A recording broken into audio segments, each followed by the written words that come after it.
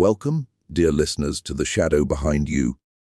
I am your guide through the veiled corridors of history, where the forgotten stir in their graves and the past reaches out with skeletal fingers to clutch at the living.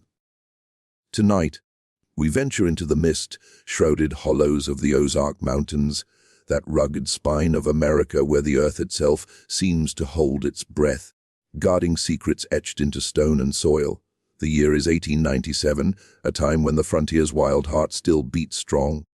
But the shadows grew longer with each setting sun. Our tale is drawn from a crumbling ledger, unearthed from a forgotten attic in a derelict cabin near the Buffalo River.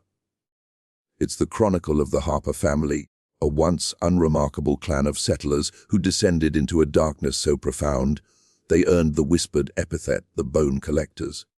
Imagine, if you will, the Ozarks in autumn. The leaves blaze like funeral pyres, carpeting the ground in crimson and gold, while the air carries the sharp tang of wood smoke and damp earth. Towering bluffs of limestone rise like ancient sentinels, riddled with caves that swallow light and echo with the drip of unseen waters. Rivers carve through the valleys, their currents murmuring tales of lost souls.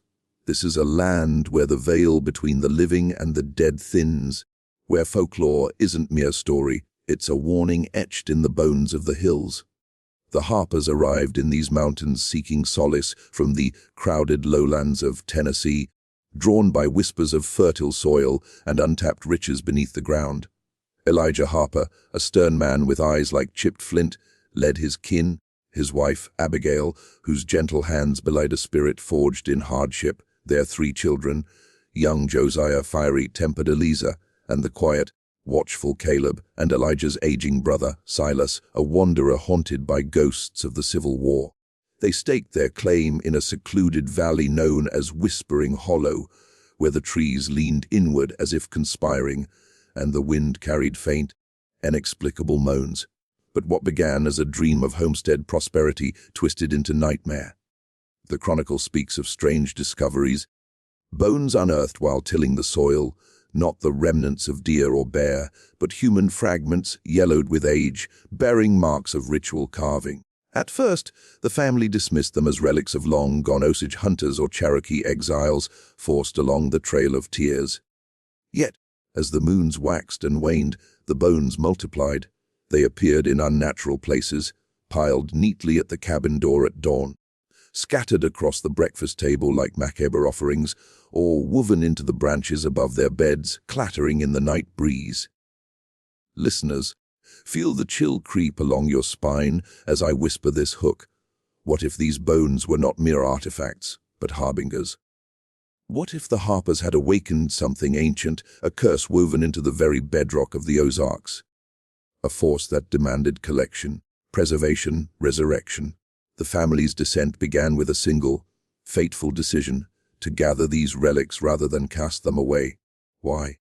The chronicle hints at visions, dreams, where spectral figures, cloaked in mist, beckoned them to assemble the scattered remains, promising protection from the encroaching wilderness or eternal torment if they refused. As the narrative unfolds, you'll walk beside the Harpers through fog-laden trails, hear the crunch of leaves underfoot masking subtler sounds, the scrape of bone on bone, the sigh of unearthed graves. You'll taste the metallic fear in the air, smell the rot of secrets long buried. This is no idle ghost story. It's a descent into the abyss of human frailty, where isolation breeds madness and the line between collector and collected blurs into oblivion. But beware, for in these mountains, stories have a way of lingering. They echo in the hollows, waiting for the unwary to stumble upon them. As we delve deeper, ask yourself, what shadows lurk in your own bloodline? What forgotten bones might you unearth if you dig too deep? Settle in, dim the lights, and let the tale begin. The Harpers are waiting, and they have something to show you. Now let us step back into the mists of 1897, where the Ozark sun filters through a canopy of hickory and oak, casting dappled shadows that dance like restless spirits. Whispering Hollow lay nestled between 2 jagged ridges, a fertile basin fed by a crystal, clear spring that bubbled from the earth like a vein tapped open. The air was thick with the scent of wild honeysuckle and pine resin, but beneath it lurked something foller.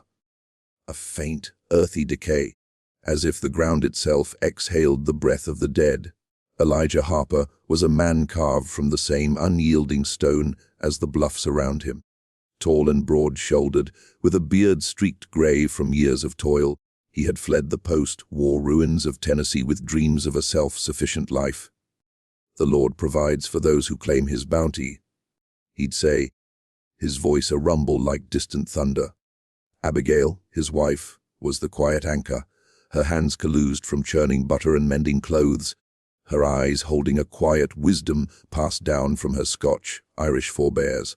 Josiah, at 14, was the image of his father, strong, eager to prove himself with axe and plough.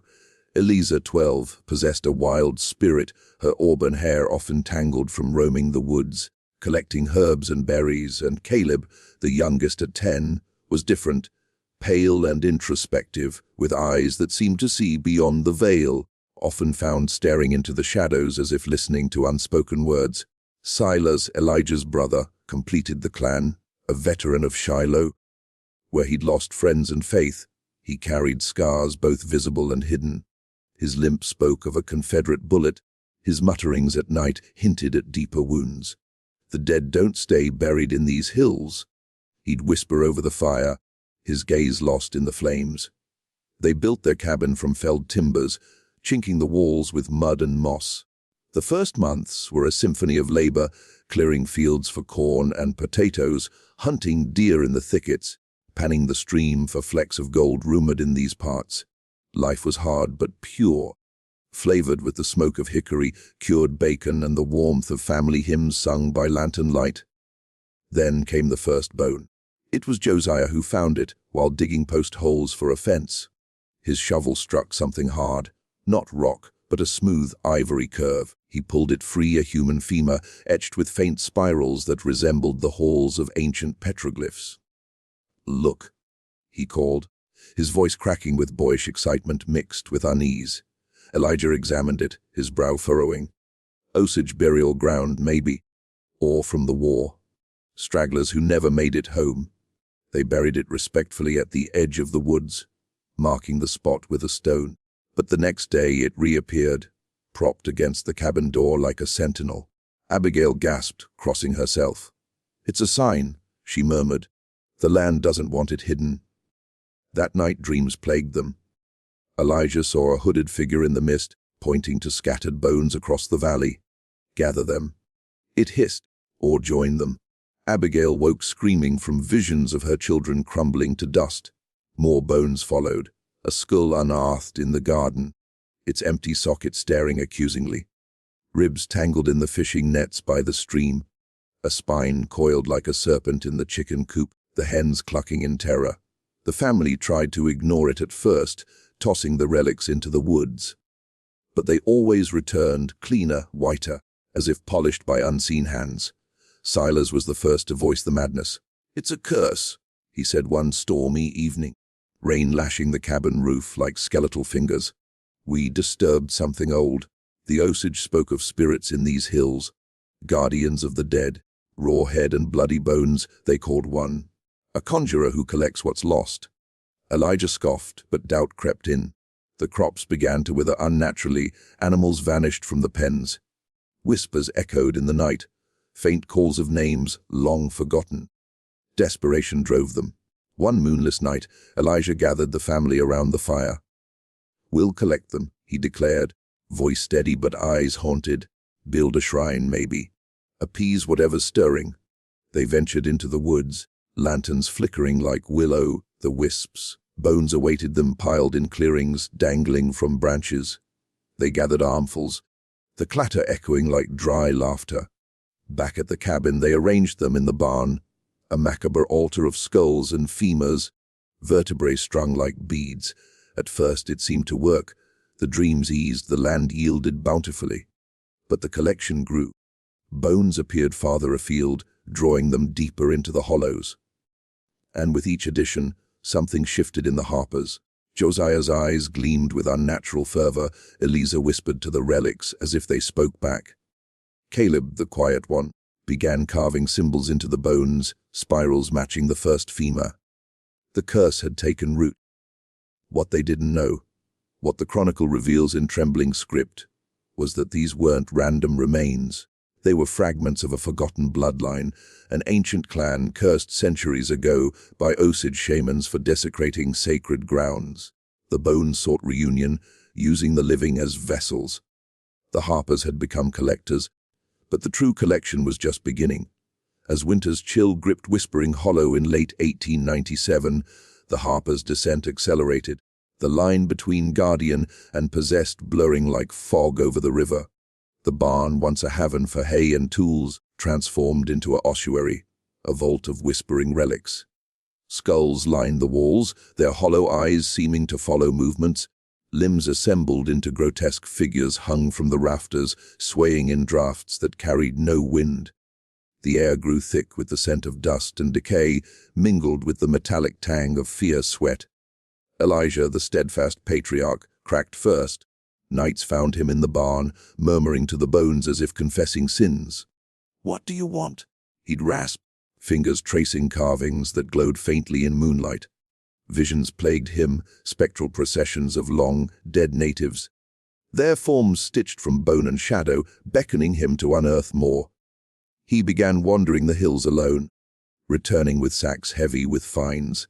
A jawbone here, a pelvis there, each piece fitting into the growing mosaic like a puzzle from hell. Abigail watched in horror as her family unraveled. Her hands, once gentle, trembled as she cooked meals ignored by kin too entranced to eat. One evening, she confronted Elijah. "This ain't God's work," she whispered, voice breaking. "It's the devil's lure." He turned, eyes wild, and for a moment she saw not her husband, but something ancient peering through. "The bones speak truth," he growled. "They promise eternity, if we complete them." That night, she dreamed of her children dissolving into skeletons, their flesh sloughing off like wet clay. The children, oh the poor children, they became the curse's eager acolytes. Josiah, strong and bold, took to patrolling the valley's edges, rifle in hand, hunting not game but intruders who might disturb their collection. Whispers spread among distant neighbors, tales of a boy with feral eyes, digging in old graveyards under starless skies. Eliza, the wild one, wove charms from bone shards, hanging them around the cabin like wards. She claimed the relics sang to her, lullabies of lost souls, promising power over life and death. Caleb, the seer, was worst. He spent hours arranging the bones into patterns, symbols that twisted the mind. "Their family," he'd say softly, his small hands carving runes that blurred red in the firelight. Then came the vanishings. First, a traveling peddler who camped nearby disappeared, his wagon found empty save for a neatly piled skeleton, fresh, stripped clean as if boiled. Neighbors whispered of wolves, but the Harpers knew better. The bones called for fresh additions, the chronicle notes in frantic scrawl. Silas, tormented by war ghosts, was next. One dawn they found him in the barn, throat slit by his own knife, body arranged atop the altar. "He gave himself?" Elijah intoned, no grief in his voice, only reverence. But Abigail saw the truth. The curse hungered, turning collectors into contributors. Panic gripped the hollow. Elijah barricaded the cabin, convinced outsiders would steal their treasure. The family ventured out only at night, scouring caves and bluffs for more relics. In one cavern, riddled with stalactites like dripping fangs, they unearthed a trove, dozens of bones, etched with curses in an unknown tongue. As they gathered them, the air grew cold, breaths visible in the lantern light. Whispers swelled to roars, voices of the damned demanding reunion. The climax came on a blizzard-swept night, snow blanketing the Ozarks in ghostly white. Abigail, driven mad, fled into the storm, screaming for deliverance. The others pursued, bones clattering in sacks slung over shoulders. They found her at the valley's edge, frozen, her body contorted as if embracing the earth. But when they approached, her corpse stirred, bones cracking, reforming. "Join us," it rasped, voice a chorus of the dead. Terror shattered the trance. Josiah fired his rifle into the thing that was his mother, but it only laughed, crumbling to dust only to reform. They fled back to the cabin, barricading themselves as shadows gathered outside, spectral forms of bone and mist circling like vultures. Elijah, in desperation, lit the barn aflame, hoping to end the curse. Flames roared, consuming the collection in a pyre that lit the night sky. Screams echoed, not human, but the wail of released souls. By dawn, the barn was ash, the bones reduced to char. The Harpers vanished.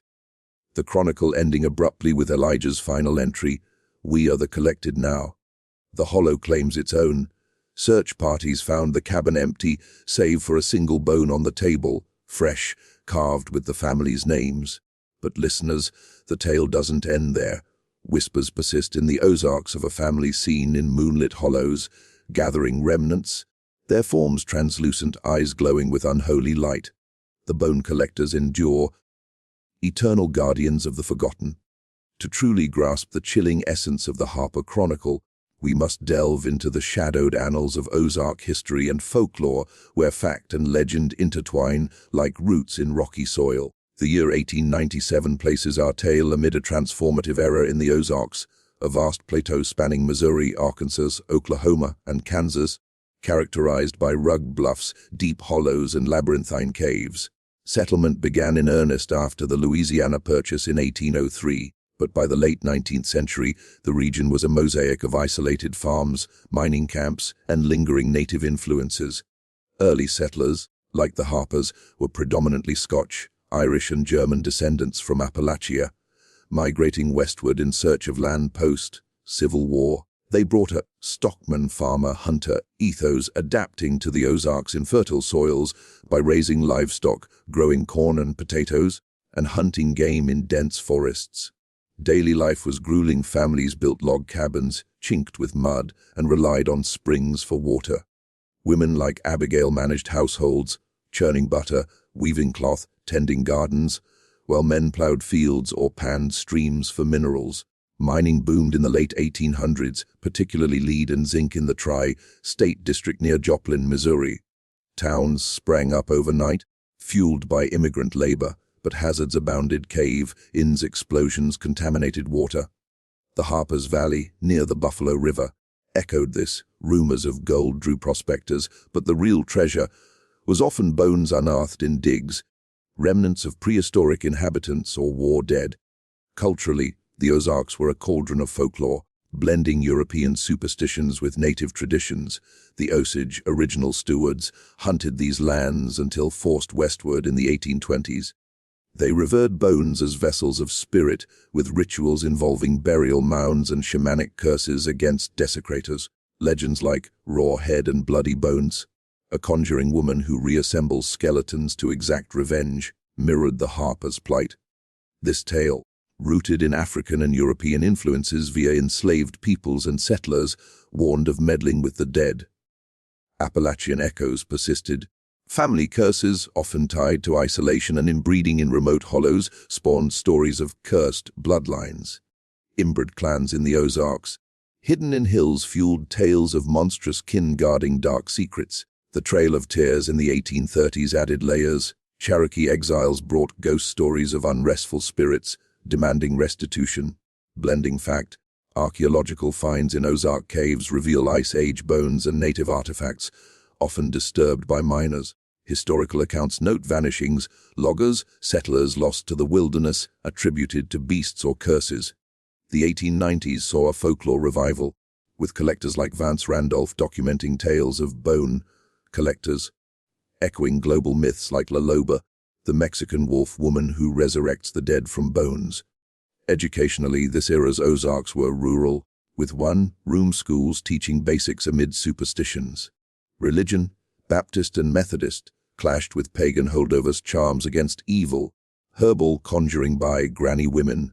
The Harpers' a shrine evokes these syncretic practices, where Christian hymns mingled with native rites.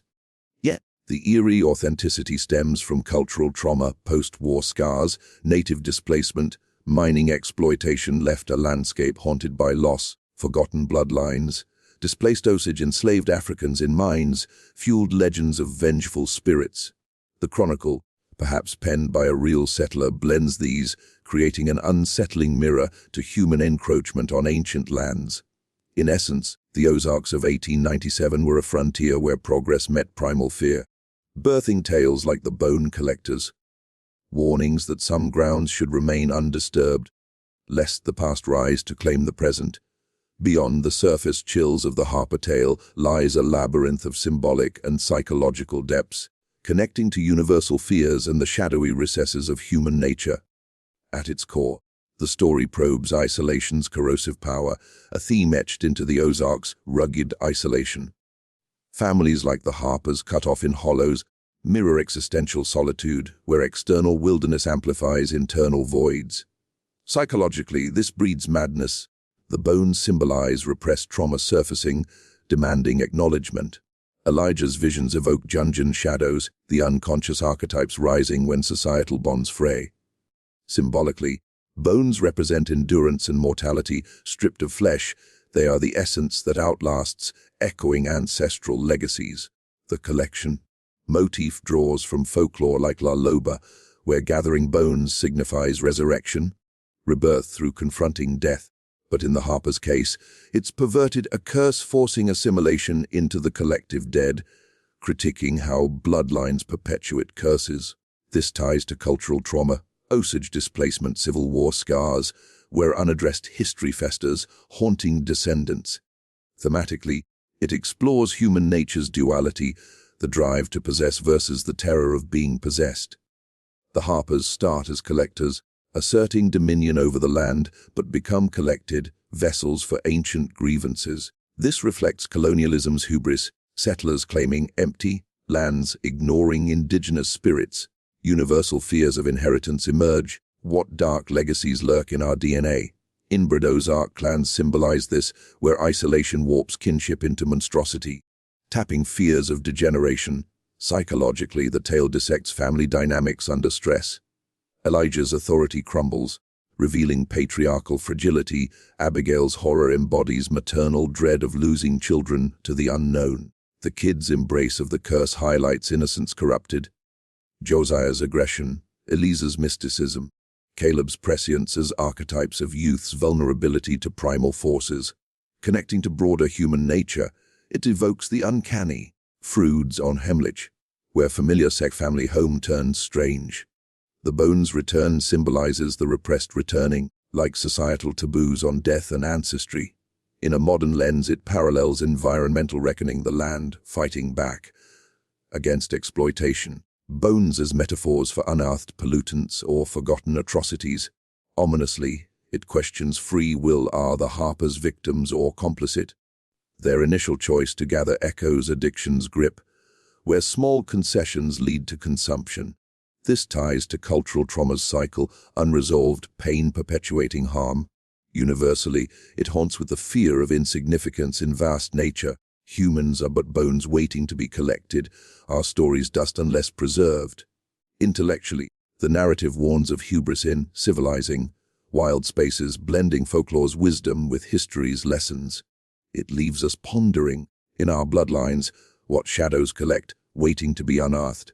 As the embers of our tale fade, dear listeners, let us linger in the afterglow of dread that clings like mist to the Ozark hollows. The Harper family, once seekers of simple fortune, became eternal wanderers in a curse of their own making, or perhaps the land's unyielding retribution. Their chronicle, singed and fragmentary, ends not with resolution, but a void, the cabin abandoned, the barn's ashes scattered by wind, bones vanished as if reclaimed by the earth.